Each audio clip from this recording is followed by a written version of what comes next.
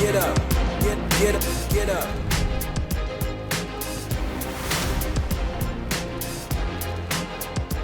All right, what's up, guys? Mets'd podcast here, back with another player interview. Today we're talking with catcher Tomás Nido. Going to ask him a few questions, get to know him a little bit better.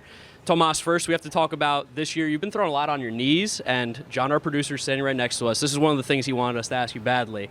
We came up with a nickname, Tomás Knee Throw. What are your thoughts on that? Do you accept it, or do you think we need to get a little more creative? I'll take it. I like it. Is there any particular reason, or have you always felt comfortable throwing off your knees? I started doing it last year, and I don't think there was any particular reason other than pitch location. And I did it a few times on some pitches low and away, and then I started getting more comfortable with it, so I kept doing it. And I don't necessarily think it's faster, or because I don't throw as hard as the normal throw to second, but I think a little more accurate. So sometimes when I feel like I just have to get the ball there, I just try to get rid of it quick and give a good throw, and let Guillorme or Lindor or McNeil, whoever's out there, make a tag. So. Sticking with catching, just general defensive stuff. There's been a lot of turnover in the Mets pitching staff from last year to this year. What's it been like getting to know so many new pitchers and trying to get on the same page with so many different guys at once? Yeah, it's been a little tricky at first, trying to get on the same page in spring training. It's a little hard just because, they're not throwing that many games, or if they do, it's just an inning or so, and usually we're switching on and off, McCann and I or other guys getting some reps. So once the season gets started, with like a guy like Bassett, he's got so much information and so many things going on, it takes you a couple times to get out there and the trial and error and kind of get on the same page. But, it's not just one. We got Scherzer, Cookie, which she was here last year. But, thankfully it's an easy staff, and they put their work in to also get to know us. And that way, we can help each other out and be on the same page a little quicker. But it's a lot of fun. So Pitchcom is in use for the first time this year. We asked Chris about it, and he gave his opinion. So I'd like to hear what a catcher's opinion is on Pitchcom. Chris Bassett? Yeah, Bassett. I'd love to hear what he said. I'm kidding. But, no, I think it's good. I think it's good. I think if you don't use it, you're vulnerable to let's wait for the plane to go by. But, no, I think you're vulnerable to maybe them stealing signs or trying to, they can have an advantage, in situations where it could be a key factor to the game. So you just take that out of the game, and now you just focus on making the pitch and not have to worry about somebody stealing your signs or location. I think it's great. I think it speeds the game up, and it makes it harder on the hitter to, get on the box and wait while the guy gets a sign. It's like you get in the box, the guys already know what he wants to throw, and you have to, kind of be ready a little quicker. The big reason that they've installed Pitchcom was to try and push away sign stealing. As a catcher for so many years, what are some funny anti-sign stealing mechanisms or techniques you've used in your past? Honestly, to me, I think it's hard to steal signs to begin with. But for me, there'd be times where I would catch myself. I would give the sign, and then I'm already done with the sign that I'm giving, and I'm still just giving random signs. And I'm like, what am I doing? I'm just wasting time here. Or I'm trying to deke the runner, and I end up deking myself. I'm late to the pitch, or I gotta get ready, and the pitch kind of beats me. So it just it kind of takes that out of your mind, and it's something less to worry about, and it's definitely it makes it a lot easier on the pitcher and especially the catcher. I want to go back a little bit to your childhood. I was reading on Wikipedia that your family has quite the athletic resume. Your mom was an Olympic swimmer. Your dad was quite a good tennis player, and I think your grandfather as well. Who would you say is the best athlete in the family? I gotta say probably my mom. I think she went to the Olympics at 11 or 12. I think 11 years old. Yeah, it was something crazy like that. So, yeah, I mean, and just the way my mom grew up and how she, just her childhood and growing up, I feel like she's definitely, it's the highlight of all of us. She put in a lot of work and a lot of work and a lot of preparing to get to where she got to. So I would say her. Sticking with stuff from your youth. We know you played youth ball with Francisco Lindor, and I think we even read you played high school ball with Daniel Vogelback. I played in Puerto Rico with Lindor, and then when we moved over here with the travel ball, Vogie was on the same team as well. What's it been like reconnecting with these guys over the last few years? It's been awesome. With Vogie, he's both of them are a year older than me, so there'd be times where they would be playing together, and I would just be on the younger team. But when we did get to play together, it was a lot of fun. With Lindor, I mean, I've known him my whole life, so it was really cool to kind of reconnect and now be in the same team and for the second year in a row. The planes are killer.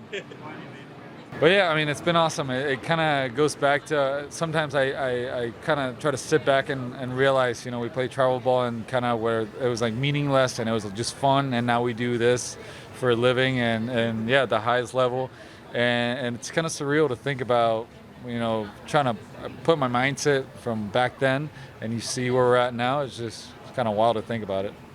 World Baseball Classic coming back next year. Obviously, Team Puerto Rico is always going to be strong. Are you interested in playing in the World Baseball Classic? Is there a different feel? Because I know sometimes fans are a little hit or miss with the World Baseball Classic. So for players, that's something you guys are really interested in. Yeah, I mean, there's pride in that. I mean, I wouldn't say I don't want to be a part of it, but there's a lot of catchers. I feel like Puerto Rico is just stacked. So, I don't think I think I'm definitely not the first option for it. But it wouldn't be like make it or break it for me. If I don't go, it is what it is. And I also have to prepare for spring training and try to win. With the Mets. So that's first and foremost the most important thing. Talk about Puerto Rico being stacked. Puerto Rico's catching history is stacked as well. Is there any player you looked up to growing up or anyone you'd say you model your game after? Yeah, Yachty. It's a no-brainer for me. Just growing up, Yachty, Pudge, Posada, I always looked up to those guys, but Yachty was the guy who I kind of molded my catching game around. And just, I know him pretty well, and I got to know him when I was in the minors. So I got to learn a lot from him and get a lot of advice. And we also reconnected when I got to the big leagues, and I was able to get some more knowledge and pick his brain. So even though I always looked up to him, I've definitely tried to mold my game more towards his as the older I get. One of the last few questions we have here. You tweet out every once in a while. You're pretty active on social media. You drop #Bob. Now, I think I have a pretty good idea what the reasoning is for that, but I would love to hear it from you, the man himself. What's that all about? To be honest, I still remember to this day when the whole Trevor Bauer thing happened, and I was in the kitchen. I was having some, I don't know. I think it was pretty late already, and I read it and I was like, "There's no freaking way that this just happened." And I looked at my wife. I was like, "I'm just gonna say, what the." Bob. And she was like, "Oh, you're gonna get in trouble for that." I was like, "I don't care, it's the off season." Yeah, I was like, nobody's gonna say anything. So I said it, and then I don't know what happened. Somebody said, I don't know how it got to it where somebody just kept saying Bob. I was like, well, I guess I'm sticking with it now. But I never, it was just kind of joking, and I never really thought much about it until I think I got off to a hot start last year, and people just kept saying Bob. And I don't think any of us really put that much thought into what we tweet. It's all fun and games, and I just kept going with it, kept going along with it. And funny thing, I don't even know the guy. So sometimes somebody, they'll say, "Oh, he's here." I'm like, "Who is here?" I don't even know who to look for. So, yeah, I had, pinned the tweet, and then I took it off. I was like, "This is so unnecessary." So, yeah, I mean, it was fun while it lasted, and it's got a good kick out of it. Yeah. All right. Another one of our last questions. Might end up being the last question, but it's been just a really fun year for the Mets this year. You guys are playing amazing. You yourself are playing amazing. Probably the best year of your career thus far. What has been your favorite moment from this year? Honestly, I think it's been a couple series where it's the environment here. It's been incredible. I think the Yankee series, obviously this weekend against the Braves was a lot of fun. But one of my favorite series was actually when we played LA. They beat us the first two games, and we were able to even out the series, and we were missing a lot of guys. And just, the guys that were able to step up and kind of pick each other's back. I thought that was kind of one of the series for us that was like, we got what it takes to be in the mix for this, even without our main guys. So I thought for us that was kind of character building, and I think that kind of kick-started what we've been doing this year. Just and I think as a Buck said this in spring training when Jake got injured. It's like if we are freaking out about one guy going down, then we probably weren't built to win. Yep. So I've kind of thought about that throughout the whole year. When anything happens, it's that if we weren't expecting bad things to happen, we probably weren't built to win. So that's kind of, like I said, the Dodgers, and I think that was a fun one that got us going. You've been great for the Mets this entire year, especially with men on base, men in scoring position, and with the bases loaded. John, what are those stats again? 7 through 15 in your career, 4 doubles and a grand slam with the bases loaded. What do you attribute that to? I just think that in the bases loaded situation, there's more pressure on the pitcher, and they have to execute. And a lot of times they leave stuff over the middle of the plate, and I try as a hitter not to try to do so much and wait for the good pitch to hit. And luckily been able to capitalize on the pitcher's mistake, or when I have a plan looking for a certain pitch, I get it, and I try not to do too much. And I think the grand slam was, I'm not going to lie, I was looking for the pitch, and I was able to put good swing on it and capitalize. So I think that was 2 years ago. So, yeah. You've also been bunting quite a bit. You seem to be the team expert bunter right now. Did you expect to bunt this much? Was this always a game plan, or is this something that you've kind of been working on behind the scenes? No, to be honest, before this year, I'd not bunted much, and I'd never really practiced it either. I just always before in batting practice, you put 1 or 2 bunts down, and I always thought to myself, if I have to do this in a game, I probably should practice it with the machine throwing hard. And so I think last year I had a few bunts where I bunted them too hard.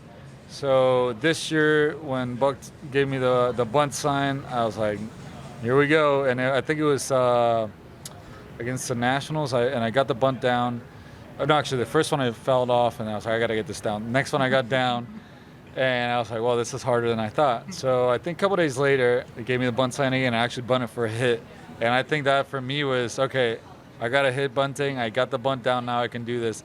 And it's been kind of calmed me down. And now it's a little more of something I can control and get down and do when I want it to. So it's fun. I mean, I think that part of the game has kind of faded away, and I think that's huge. That wins a lot of ball games, and you'd be surprised how much pressure it puts when laying a good bunt down, making the defense have to do the little things and the basic things. Do them right. So I take pride in it, and anything that can help the team win or put us in a position to win, I'm all about. That was awesome. Tomás, thank you so much for taking the time to do this interview with us. We appreciate it. Let's go Mets. Great. Good luck the rest of the season. Thank you guys. Let's go Mets. Get up, get up, get up.